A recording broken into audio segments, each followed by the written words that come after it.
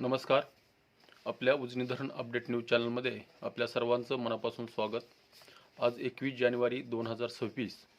आज सकाळी उजनीची काय स्थिती आहे, उजनीतून कालव्याद्वारे आणि बोगदाद्वारे आणि दहेगावचा सिंचनमधून जे आवर्तन चालू आहे त्यामध्ये किती वाढ झाली आहे का, त्याची परिस्थिती काय आहे, त्याचबरोबर आपल्या उजनी धरणातून नदीद्वारे पाणी सोडण्याची प्रक्रिया कधी होणार आणि गेल्या वर्षी नदीतून कालव्यातून बोगद्यातून कधी पाणी सोडलं होतं आणि यावर्षी एवढा वेळ का लागतोय याची आपण सविस्तर माहिती घेणार आहोत.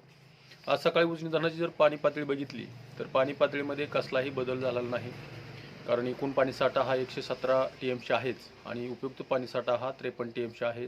धरण 100%वरच आहे आणि बाष्पीभवनाचा वेग कालच्यापेक्षा वाढला आहे, 5.26 आहे. आणि उजनीतून कालव्याद्वारे जो विसर्ग सोडण्यात आला होता पहिल्यांदा 500 नंतर 1000 करण्यात आला, त्यामध्ये कसली वाढ करण्यात आलेली नाही.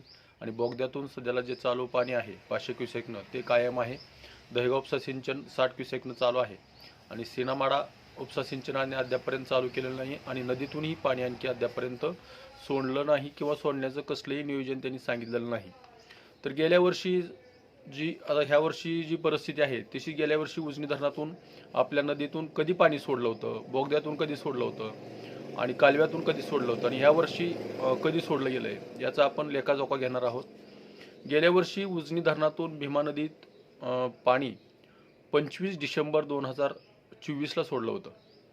म्हणजेच ह्या दिवसापेक्षा जवळपास ते 4-5-6 दिवस आणि 21 दिवस 27 दिवस अगोदर म्हणजे आणखी पाणी सोडलेलं नाही आणि किती दिवस वाढत आहेत काय सांगता येत नाही.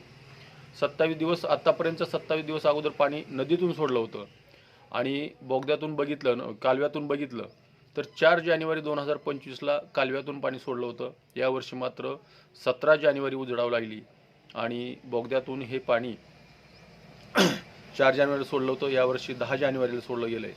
म्हणजेच उजनी धरणाचं नियोजनाचा फज्जा कसा उडतोय. उजनी धरणाचं पाण्याचं नियोजन करण्यासाठी शासन प्रशासन एवढं उदासीन का आहे. पाण्याचं नियोजन उन्हाळा लागल्यानंतरच बोंब मारण्यापेक्षा आतापासून जर नियोजन केलं, कोणत्या योजनेसाठी किती पाणी ठेवायचं, किती वापरायचं याचं नियोजन होणं 15 ऑक्टोबरच्या नंतर होणं गरजेचं होतं, परंतु अद्यापर्यंत कसलेही नियोजन झालं नाही. धड पालकमंत्र्याला सवड नाही आणि जिल्हाधिकाऱ्यांचं लक्ष द्यायचं डोक्यात नाही आणि लोकप्रतिनिधी आहेत आपले आमदार असतील खासदार असतील यांच्याही डोक्यात उजनी धरणाच्या पाण्याचं सध्याला तर काही दिसत नाही असं वाटतंय. आणि फक्त शेतकरीच मागणी करतोय, पण मागणी तर तो कोणाकडे करणार. शासनाकडे जर मागणी करायचं म्हटलं तर त्याला पाणी फॉर्म भरणं गरजेचं आहे. पाणी फॉर्म भरतानाही शेतकरी उदासीन दिसतोय, त्याचाही परिणाम यामुळं वाढताना दिसतोय आणि हे पाणी कागदोपत्री शिल्लक राहून ते पुढं काही भागात वळवलं जाण्याची शक्यता आहे. ह्याचा फटका ना राजकारणाला बसणार आहे ना प्रशासनाला बसणार आहे, फक्त शेतकऱ्याला फटका बसणार आहे. शेतकऱ्यांनीही जागरूक होणे गरजेचं आहे. पाणी मागणीचा अर्ज केलं तर पाणी सोडतील.